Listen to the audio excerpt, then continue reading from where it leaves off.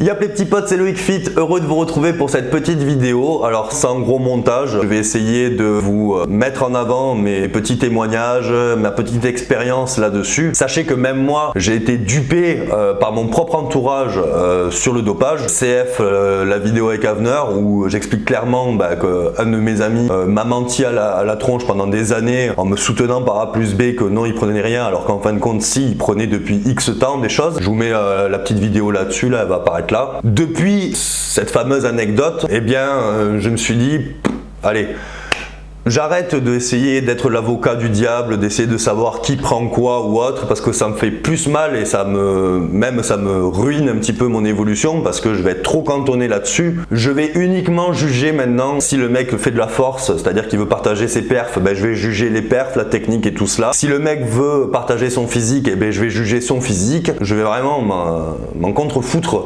de savoir comment il a fait, s'il prend quelque chose ou autre, ça me passe au-dessus maintenant, vraiment. Après, si le mec, je lui parle et que clairement je vois qu'il me prend pour un con, parce que je m'y connais quand même un strict minimum là-dedans, eh bien cette personne-là, je ne vais pas la considérer pour mon propre entourage. Je pars du principe que si tu es capable de me mentir pour cela, peu importe la raison du mensonge, qu'elle soit avérée ou non avérée, que ce soit des fins professionnelles ou juste des fins personnelles fun, si tu me mens là-dessus, tu peux me mentir sur d'autres domaines. Donc pour moi, ce genre de personne là n'a pas une éthique comme la mienne, donc je la mets de côté. C'est un petit peu normal, non, au fond, dans mon raisonnement. J'ai répertorié deux types de dopage dans le monde de la musculation fitness body, hors cadre féminin, parce que j'ai pas le recul là-dessus et ça m'intéresse pas forcément. On a le dopage dit plein, c'est comme ça que je le prénomme, c'est-à-dire que c'est l'addition de plusieurs molécules synthétiques sur des dosages assez hors normes pour des résultats hors normes. On pense aux gros bodybuilders, 120-130 kg sec sur scène. On va dire que le résultat est à la hauteur de l'utilisation. Et on a le microdosing, donc c'est juste l'utilisation de quelques petites molécules sur des petits dosages, on peut même s'apparenter au dosage pharmaceutique entre guillemets. Qui dit petit dosage dit petit gain, donc des fois ça ne touche même pas la masse, on est sur des masses traditionnelles. Par contre, on a un rendu en termes de rondeur, de proportion, de sèche, qui sort de la norme. Et lorsque la masse te semble accessible, implicitement tu vas te dire, mais attends, le mec il fait pas 120 kg, c'est possible d'y arriver. Le dosage plein, donc comme je disais, les gros body, Ronnie Coleman, Arnold, tu penses à eux forcément, tu penses au dopage, tu te dis que c'est uniquement eux qui sont adeptes de ce style de protocole. Or, tu as des men physiques sur le niveau mondial qui ont des protocoles qui se rapprochent très près de ceux des bodybuilders. Petite expérience personnelle, une fois j'ai voulu concourir en 2015 ou 2016, je sais plus, j'étais passé du coup par un coach qui dopait ses élèves pour le concours. Enfin bref, je ne l'incrimine pas étant donné que c'est un petit peu la base pour accéder à des levels européens ou autres. Ça fait partie malheureusement du jeu. Lorsqu'il m'a pondu le protocole, j'ai dit non, laisse tomber le machin, tu m'allumes un briquet au cul, je pars direction Pluton là avec ça. Et lorsque je comparais avec d'autres bodybuilders de la même équipe, je me rendais compte que j'étais sensiblement sur le même type de dosage. Bien souvent, le men physique est sur le cheminement du bodybuilder, c'est-à-dire que le pratiquant va commencer à concourir en men physique et dans quelques années accédera au bodybuilding. Après, bien sûr, c'est libre à chacun de vouloir rester dans la compétition ou autre. Il y a des mecs qui vont rester en men physique toute leur vie parce que ça leur va de rester dans cette catégorie-là. Il y a plusieurs raisons à cela. Ça va être le mec qui veut pas forcément travailler les jambes de manière poussée parce qu'il se dit qu'elles sont cachées sous le short. Alors ce n'est pas un jugement. Chacun voit midi à sa porte, mais ça va lui permettre par exemple de pouvoir mettre plus d'entraînement sur le upper body. Et d'autres men physiques qui eux, le men physique est juste une transition afin d'accéder sur du bodybuilding ou du men classique ou autre, qui travaillent leurs jambes, qui font tout de manière très homogène. Comme j'ai dit, chacun fait comme il le souhaite. Et le microdosing, alors uniquement toujours dans le monde du body fitness, on retrouve le fameux Half Natty. Tu vois, je pense qu'il a émané de cette utilisation-là. Petit dosage, petit résultat, possibilité futile d'arriver au résultat partagé sur les réseaux par exemple. En termes de stratégie marketing, c'est bougrement ingénieux. Scrupuleux, mais bougrement intelligent entre guillemets. C'est pas bien gros en termes de masse, ça fait du 1m80 pour 85 kg, c'est bien rond, c'est bien proportionné, c'est bien sec. Donc, comme je disais, un mec lambda va se dire, mais attends, c'est possible d'y arriver. Même moi j'ai eu ce questionnement dans le passé. Pas besoin de ressembler à Arnold Schwarzenegger ou Ronnie Coleman pour se cataloguer dopé. J'ai essayé de répertorier ce chapitre qui s'appelle la psychologie du dopé. Soit le résultat est flagrant en termes de rondeur, de sèche et tout cela, mais la masse n'est pas énorme. Voilà, on a une qualité peau de bite entre guillemets très veineuse. Quand je dis veineuse, c'est genre tu as un nombre de veines vraiment énorme. Bien sûr que de manière naturelle tu peux avoir des veines, mais c'est pas le même calibre de veines. Lorsque je suis off et que je suis on, bien sûr que j'ai des veines, mais lorsque je suis on, mes veines n'ont pas le même calibre, hein. Le résultat est flagrant, mais la masse non. Donc l'excuse qui revient, c'est attends, je peux pas être dopé juste pour ce poids de corps. C'était la petite marmotte qui mettait le chocolat dans le papier d'alu. Oui. Parce que le mec, il sait entre guillemets ce que pense le commun des mortels sur le dopage, en se disant le mec doit se dire que pour être dopé, il faut peser 100 kg. Donc moi, je vais argumenter en disant attends mec, je pèse pas 100 kg. Tu vois ce que je veux dire? Il essaye de un petit peu de te retourner le cerveau. Soit le résultat est vraiment à chier, et t'inquiète que j'ai vu des mecs se doper, et même dans ma salle, qui avaient des résultats très médiocres. C'est-à-dire que le mec faisait, je sais pas, je te dis un truc au pif, 1m75 pour 72 kg, et que le mec... tu le regardais, t'avais pas l'impression qu'il s'en mettait plein le trognon quoi. Le mec avait pas beaucoup de veines, il était pas forcément très rond, les perfs grimpaient pas plus que ça. Donc même moi, si j'étais dans cette catégorie là de personnes, même moi je le dirais pas, c'est un petit peu la honte tu vois.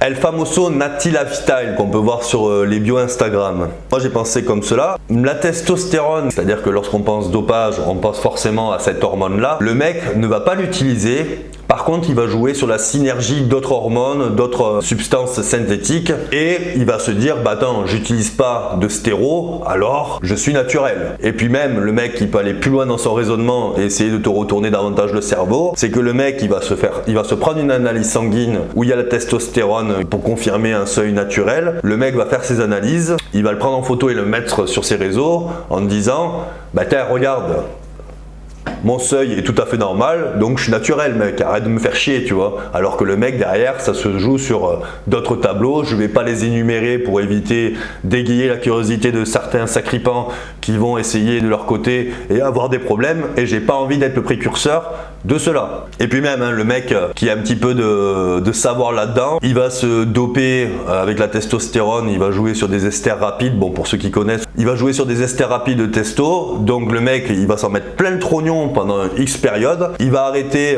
X semaines avant la fameuse analyse, il se prend l'analyse jour J, il tombe dans un seuil tout à fait normal, il spamme ça sur les réseaux en disant mais mec regarde, je suis naturel, regarde ma testo elle est normale, alors que le mec il s'en est mis plein le tronus durant X semaines auparavant. Et encore c'est juste des petits procédés comme cela, j'imagine même pas tout ce qu'il y a d'autres possibles avec les masquants et tout cela. Les excuses ou le comportement du dopé. Le fameux « Attends mec, je pèse que 70 kg, je peux pas me doper » ou le « Attends, je vais pas me doper pour juste ce résultat » alors que le mec il a déjà un résultat de ouf, hein, mais en sous-entendu pour lui c'est de la merde. Déjà, tu vois un petit peu l'arrogance du mec. Il y a plusieurs fois j'ai vu cela, et puis même ça a été confirmé que l'usager était bien un vrai usager des fruits. Le mec va essayer d'argumenter sa cause, c'est-à-dire que tu dis mec mais t'as l'air dopé. Si le mec ne l'est pas, pourquoi il se ferait chier à argumenter sur des pavés le pourquoi du comment. Par exemple, pour ma part, lorsque j'ai débuté en muscu, j'ai eu des très bons résultats d'entrée. Pourtant, j'étais, on peut dire, naturel, même si la prescription médicale et les hormones thyroïdiennes, ça relève du cadre du dopage, mais les hormones thyroïdiennes ne touchent pas à la masse de base. Le mec me disait, mais gros, c'est obligé, tu prends de la testo et tout, regarde comment t'es et tout. Avec le peu de savoir que j'avais, je savais même pas qu'entre guillemets, les hormones thyroïdiennes, c'était du dopage. Dans ma façon de voir les choses, je me disais, attends, mon interlocuteur face à moi pense que je suis dopé, je le laisse croire.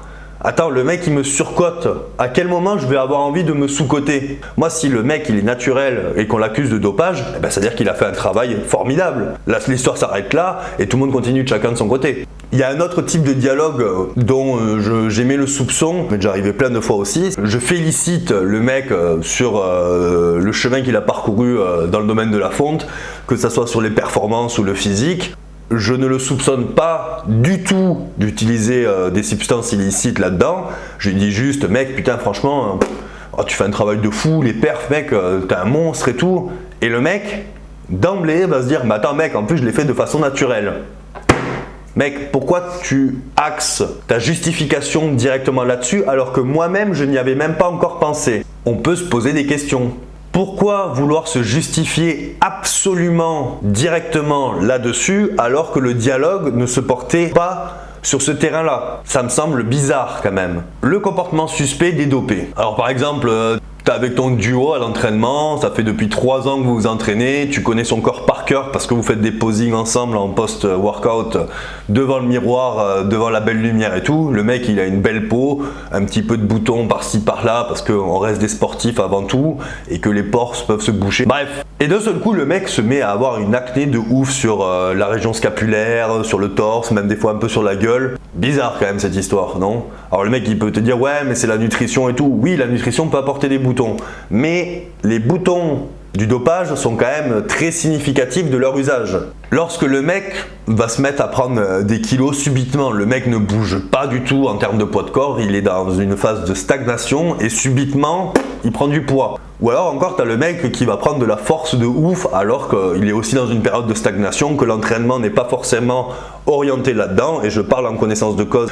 J'ai pu augmenter mes charges sur la barre drastiquement alors qu'en termes de technique, je valais une bulle parce que j'étais pas du tout axé sur la physio du mouvement et tout cela à l'époque. Et que le mec va te pondre l'excuse suivante, c'est bah oui, mais en ce moment je mange beaucoup. Bah attends mec, ça fait depuis 3 ans qu'on s'entraîne ensemble. Pourquoi subitement tu viendras manger beaucoup plus que la normale et que ça pouvait justifier tous ces changements drastiques? Petit exemple concret, je pense, lors d'un procès qui relève du crime, l'accusé dont il a des preuves irréfutables à son encontre se voit encore dans le déni de les réfuter alors qu'on sait tous qu'il a vraiment fait ce crime, en se justifiant de la sorte, non mais les preuves sont fausses, c'est de la merde, je l'ai pas fait et tout. Je me dis que si l'humain est capable de mentir comme cela ouvertement lors d'une audience de justice aussi importante que celle d'un crime, un mec que je connais pas sur les réseaux, qui a un business florissant, je sais plus, qui lui rapporte de l'argent, qui a des contrats derrière ou autre, pourquoi je viendrais à croire ce genre de personne-là cachée derrière sa caméra et son écran? Comme je viens de le dire, dans la justice, le mensonge est de mise. Les usages différents dans le fitness body. On va utiliser des molécules synthétiques pour en tirer profit afin d'obtenir le meilleur physique possible. Ça, tout le monde le connaît. Après, on a aussi tiré profit des molécules synthétiques pour la force, afin d'avoir des performances de ouf à des fins de compétition ou autre. Sans que ça touche au physique, c'est-à-dire que tu as moins de 66 kg, tu veux augmenter drastiquement ta force, tu peux prendre une certaine combinaison d'hormones synthétiques afin d'arriver au résultat escompté, et pourtant tu as encore un poids plume. Ça peut être dans la force, dans le body. Si je fais une petite parenthèse, on peut aussi éventuellement se poser la question dans le MMA, dans ces choses comme cela. Enfin bref, ça, on peut très vite tergiverser dans d'autres domaines. Petite anecdote, alors le Diana, ça va être peut-être la seule molécule que je vais citer, mais quelque part c'est celle qui est le plus médiatisée dans notre domaine. Le Diana qui a des effets très notables sur la force, le physique qui change et tout cela, a un petit cousin qui lui ne touche pas le poids du corps, ne touche pas le physique. Par contre, il permet d'avoir une force complètement accrue. Petite histoire, petite anecdote, post-guerre mondiale, la seconde, les athlètes russes aimaient bien utiliser cette molécule parce que ça leur permettait d'augmenter leur force, leur performance sans toucher leur poids de corps, donc de pouvoir rester dans leur catégorie afin de pouvoir exceller dans leur domaine. Alors, usage personnel ou pression du gouvernement sur ces athlètes afin de ramener des médailles, ça on ne sait pas. Juste voilà, je mentionne cette petite anecdote. Un grand business implique de grandes responsabilités. Peu importe l'éthique, tant que l'entreprise fonctionne, pourquoi s'arrêter en si bon chemin? J'ai jamais vu de grands personnages être très propres en termes de morale. Pourquoi les entreprises du sport demeureraient ainsi? Le business du dopage dans les autres sports. Personnellement, lorsque je paie une place dans un stade de rugby professionnel afin de voir deux équipes s'affronter, je m'attends à voir des mecs de 100 kg se rentrer dedans, que ces mêmes gabarits-là puissent courir le 100 mètres en 11 secondes et tenir 80 minutes sans souci. C'est du show, voilà, je veux en avoir pour mon argent. Lorsque je paie une place de bodybuilding professionnel, je veux pas voir Jean-Michel, pratiquant du dimanche, en train de faire un posing devant moi. Je veux un mec qui fasse 110 kg écorché à Swark, faire un posing de fou furieux, parce que le posing, ça se bosse de manière très technique. Donc pour en revenir au rugby, je veux en avoir pour mon argent, je veux du show, je veux pouvoir revenir également sur d'autres matchs. Donc l'entreprise du sport veut que son public revienne, mettre de l'argent pour pouvoir faire fonctionner le business. Je veux bien croire au mythe de la préparation sportive, de la nutrition et tout. Je sais qu'on a énormément avancé sur ces dernières années dans ce domaine-là, mais lorsque tu mets en opposition Serge Blanco, 15 de France, années 80, 90, et que maintenant tu as des ailiers qui font 110 kg, qui courent plus vite que ces fameux petits gabarits-là, tu as le pilier, c'est un bodybuilder, le 9, c'est un bodybuilder aussi. Voilà, quand on parle de préparation, qu'on te dit ouais, le mec il a fait, en plus on te prend pour un con jusqu'au bout, on te dit le mec il fait une préparation vegan pour une compétition internationale, là on rentre dans un... Enfin bref, c'est que mon avis personnel là-dessus, mais bon, quand je vois les Springboks à la dernière Coupe du Monde où tu as des articles en disant oui mais la préparation a été très dure, quand il y a le mot préparation, voilà, quand tu as un athlète dans le bodybuilding qui dit les gars je me prépare, je rentre dans une préparation pour une compétition professionnelle, tu sais très bien d'emblée que ça va partir sur des protocoles synthétiques à côté. Il faut du show pour le public. Quand tu entends le mot show pour un sport, tu peux te poser des questions d'emblée. Il faut que le public revienne, il faut que le public en ait pour son argent. Peu importe la méthode utilisée, il faut du show. On en vient au chapitre de la Ligue antidopage. Alors tu vas me dire, ouais mais Loïc, il y a la Ligue antidopage, c'est les professionnels, les mecs sont testés et tout. Alors moi je vais te répondre, gros, la corruption existe depuis des années. Dans tous les domaines, tu as des cellules policières qui relèvent de la corruption, tu as des partis politiques qui relèvent de la corruption, tu as des partis de la finance qui relèvent de la corruption. Pourquoi le domaine sportif serait écarté de cela? Tu vas me dire aussi, bah Loïc, attends, pourquoi alors on a des résultats positifs au dopage pour certains athlètes? Moi je te répondrai, il faut toujours un petit bouc émissaire afin de pouvoir confirmer la bonne existence de la Ligue antidopage. Tu vois, genre on trouve quelqu'un de positif, du coup, ah ben tu vois, heureusement qu'ils sont là, ou sinon ça partirait dans du n'importe quoi et tout. Ça permet de pouvoir un petit peu calmer les ardeurs du public. Bien sûr, c'est que mon avis. Hein. Après, ce qui me semble bizarre, c'est que bien souvent, par exemple dans le cyclisme, tu as la compétition qui se passe en 2015, je mets un truc un petit peu aléatoire là-dessus, et tu as le résultat du test au dopage qui arrive en 2016.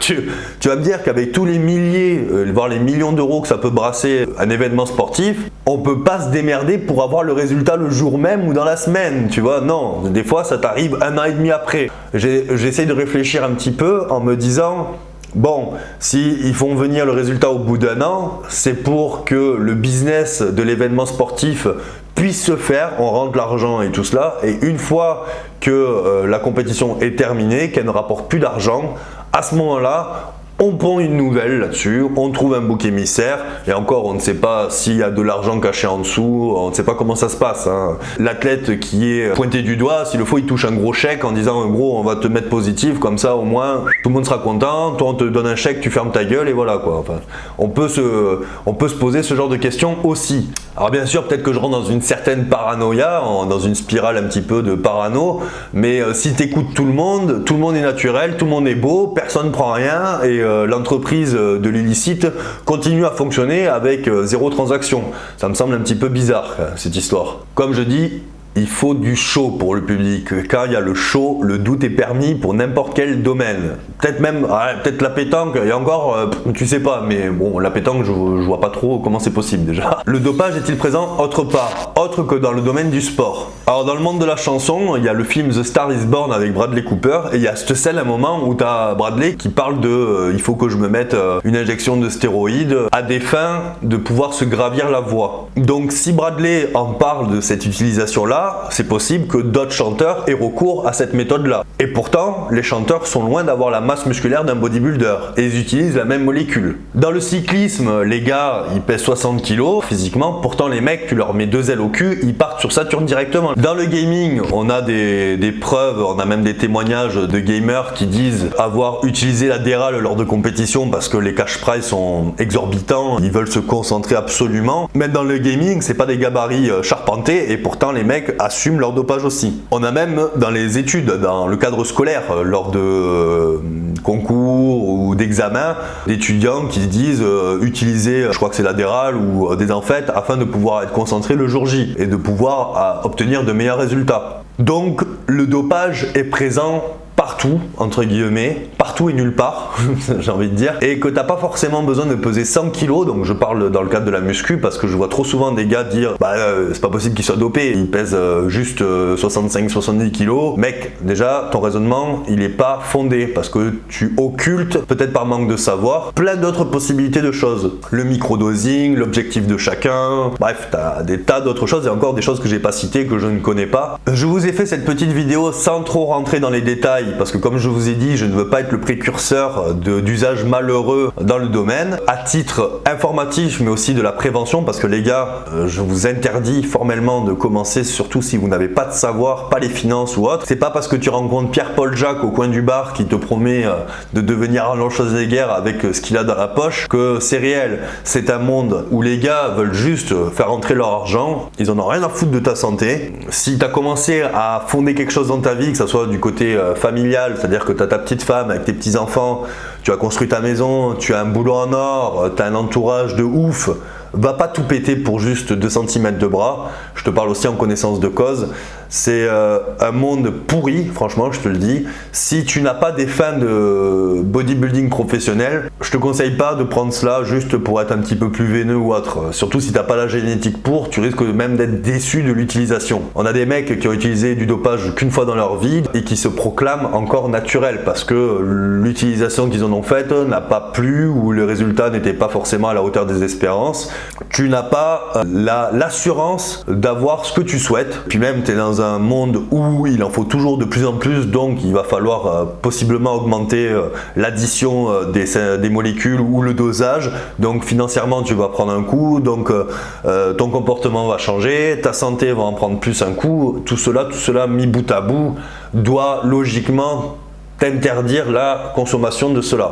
Pour ma part, à la base, j'étais parti dans une préparation pour une compétition. Le Covid en a décidé autrement, donc j'ai mis en stand-by la prépa là-dessus. Bien sûr, je vous ferai une vidéo sur ma préparation, sur l'organisation de mes repas, sur mes méthodes d'entraînement qui vont être un peu plus intensives. Tout cela va venir en temps et en heure, mais bon, là actuellement avec les mesures sanitaires prises, ça va être un petit peu difficile pour moi. Même si j'ai un home gym, je peux pas exploiter tout le potentiel que je souhaiterais exploiter. Je vous ai fait cette vidéo aussi, alors non pas pour que vous rentrez dans une parano de ouf, la spirale de l'accusation à tort à travers. Bien sûr qu'il y a des athlètes, je pense, naturels et qui ont des très beaux physiques. Alors, je l'espère, même si j'ai abandonné l'idée personnellement. J'aimerais que quelqu'un me fasse démentir par A plus B que le mec a un physique de fou furieux, herculéen entre guillemets, et qui soit naturel. Que le mec se soit construit à base de traction et de pompe et qu'il ait bouffé de l'herbe tout le temps de sa préparation. Enfin bref, on peut toujours rêver, mais bon. Les athlètes complètement naturels, c'est-à-dire que tu le vois physiquement qu'ils sont naturels, le jour de la compète vont avoir une surconsommation de diurétiques, ça peut aller de l'ordre de 9-10 cachets de diurétiques le jour J. Pour moi, juste cette utilisation-là, elle n'est plus naturelle pour moi. Donc même dans le cadre d'une naturelle, tu peux revoir aussi ta vision là-dessus. Enfin voilà les gars, c'était cette petite vidéo, j'espère qu'elle vous a plu, j'espère que ça vous a pas trop cassé les oreilles. Je vous dis à la prochaine sur YouTube pour une autre vidéo.